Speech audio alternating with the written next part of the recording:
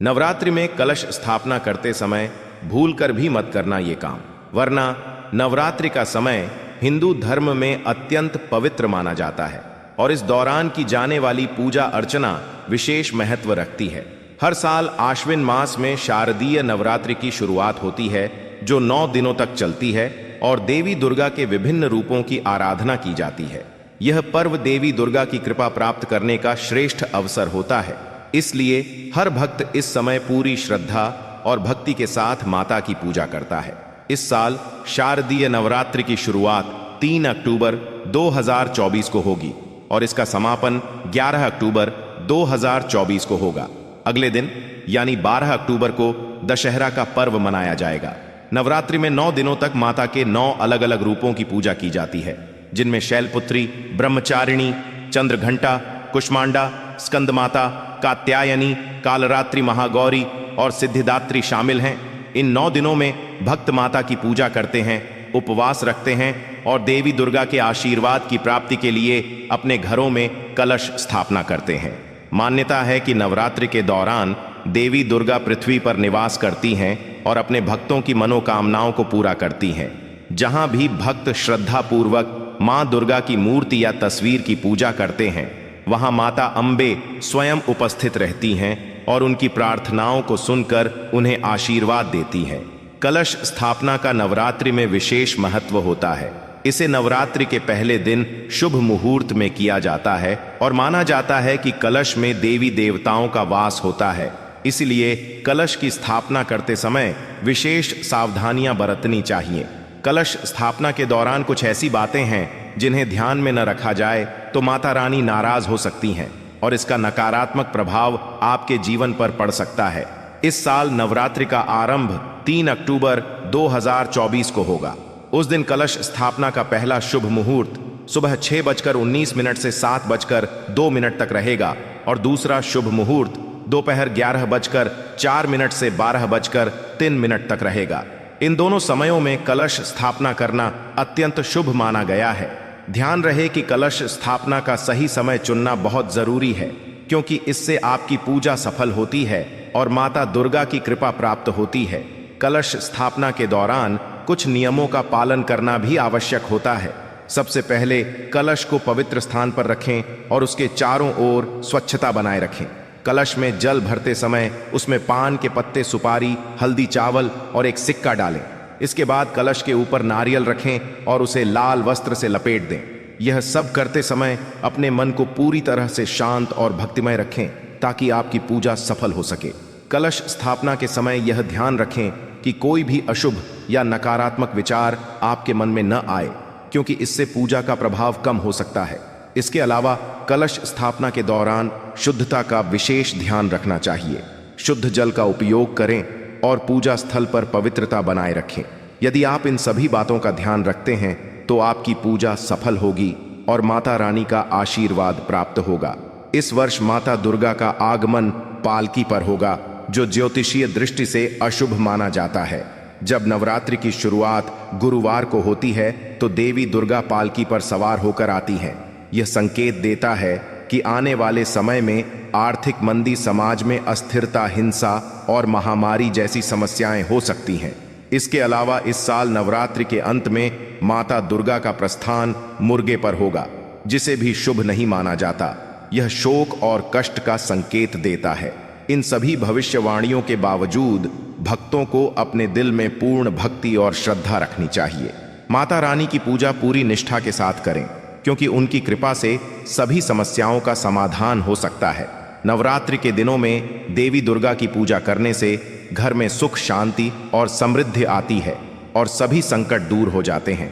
इसलिए यह आवश्यक है कि इन पवित्र दिनों में पूरी श्रद्धा और नियमों के साथ पूजा की जाए। माता दुर्गा अपने भक्तों की भक्ति से प्रसन्न होती हैं और उनकी पूजा के लिए सही विधि का पालन करना जरूरी है। जब आप कलश स्थापना करते हैं तो यह ध्यान रखें कि आप किसी भी प्रकार की त्रुटि न करें। त्रुटि होने पर पूजा का फल नकारात्मक भी हो सकता है, इसलिए पूरी सतर्कता और भक्ति से कलश की स्थापना करें और माता की कृपा प्राप्त करें। इस प्रकार नवरात्रि में कलश स्थापना के दौरान इन बातों का ध्यान रखना अत्यंत आवश्यक है। यह न केवल आपकी पूजा को सफल बनाता है, बल्कि आपको माता दुर्गा की विशेष कृपा भी दिलाता है। अगर आप नियमों का पालन नहीं करते हैं तो मां दुर्गा आपसे नाराज हो सकती है और घट स्थापित करने के बाद भी आपको अच्छे परिणाम नहीं मिलते हैं।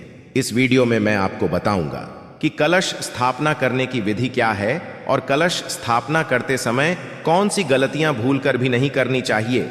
लेकिन उससे पहले अगर आप भी चाहते हैं कि मां दुर्गा का आशीर्वाद आप पर और आपके परिवार पर सदैव बना रहे तो इस वीडियो को लाइक करें और चैनल को सब्सक्राइब कर लें और कमेंट बॉक्स में सच्चे दिल से जय मां दुर्गा लिखकर अपनी हाजिरी जरूर लगाएं।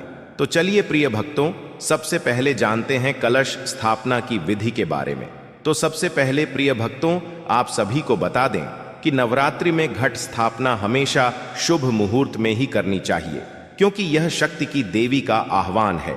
गलत टाइम पर कलश स्थापना करने से मां दुर्गा क्रोधित हो जाती है, जिससे आपको शुभ परिणाम की जगह अशुभ परिणाम देखने को मिल सकते हैं और आपका जीवन दुर्भाग्य में बदल सकता है। उसके बाद कलश जहां स्थापित करना है वहां अच्छे से साफ सफाई करके गंगा जल का छिड़काव करें। फिर उत्तर पूर्व दिशा यानी ईशान कोण में कलश की स्थापना करें।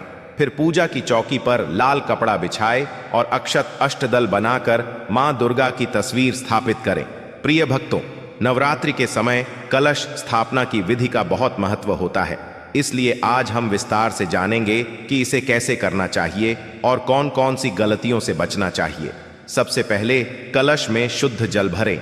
उसमें गंगा जल, सिक्का रोली, हल्दी की गांठ, दूर्वा घास और सुपारी डालें। इसके बाद कलश के अंदर 5 आम के पत्ते रखें और उसे अच्छी तरह से ढक दें। फिर कलश के ऊपर एक नारियल रखें। यह प्रक्रिया शुद्धता और धार्मिक अनुशासन का प्रतीक होती है। इसके बाद एक मिट्टी का पात्र लें और उसमें साफ मिट्टी डालें। अब उसमें जौ के कुछ दाने बोएं और उन पर हल्का पानी छिड़कें। इसे ध्यान से पूजा की चौकी पर स्थापित करें। जौ बोने की यह प्रक्रिया सृष्टि की पहली फसल का प्रतीक मानी जाती है, जिसे पूर्ण फसल कहा जाता है।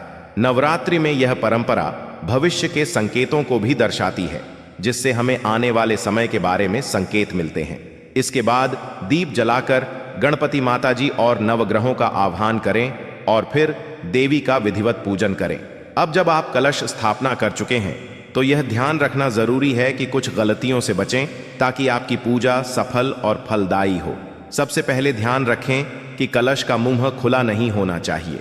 इसे किसी चीज से ढक दें और अगर आपने कलश को ढक्कन से ढका है तो उसे चावलों से भरें और उसके बीच में नारियल रखें।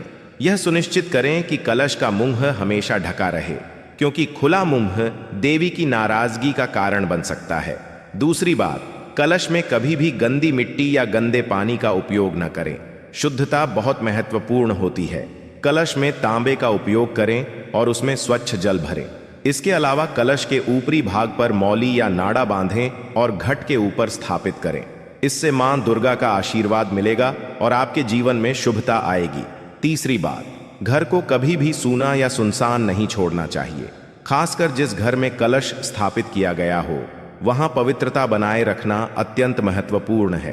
कलश को अपवित्र हाथों से नहीं छूना चाहिए।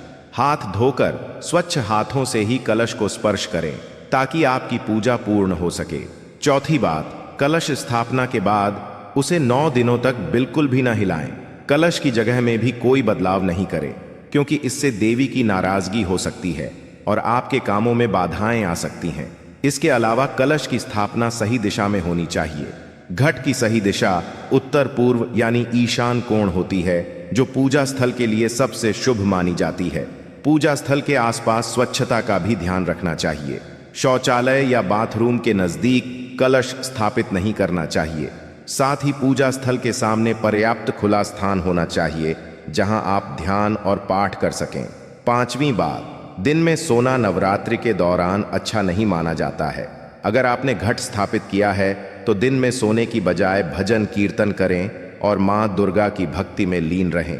यह समय आत्मशुद्धि और भक्ति का होता है, इसलिए अधिक से अधिक समय भजन पूजन में लगाएं। छठी बात, नवरात्रि के 9 दिनों तक स्वर्ण आभूषण नहीं पहनने चाहिए। स्वर्ण धारण करना इस दौरान अनुचित माना जाता है। साथ ही तामसिक भोजन करने और शारीरिक संबंध बनाने से भी बचना चाहिए। इन 9 दिनों में साधक को अपने शरीर और मन को पवित्र रखना चाहिए ताकि देवी की कृपा प्राप्त हो सके।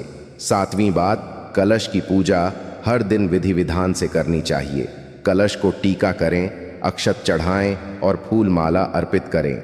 यह देवी को प्रसन्न करने का माध्यम है और इससे आपको माता का आशीर्वाद मिलेगा। प्रिय भक्तों, यह थी कलश स्थापना की विधि और इससे जुड़ी कुछ सावधानियां। अगर आप इन बातों का ध्यान रखेंगे तो मां दुर्गा की कृपा आप पर बनी रहेगी और आपकी नवरात्रि पूजा सफल होगी। आशा करते हैं कि यह जानकारी आपके लिए उपयोगी रही होगी। अगर आपको यह जानकारी पसंद आई तो वीडियो को लाइक और शेयर करें और हमारे चैनल को सब्सक्राइब करना न भूलें।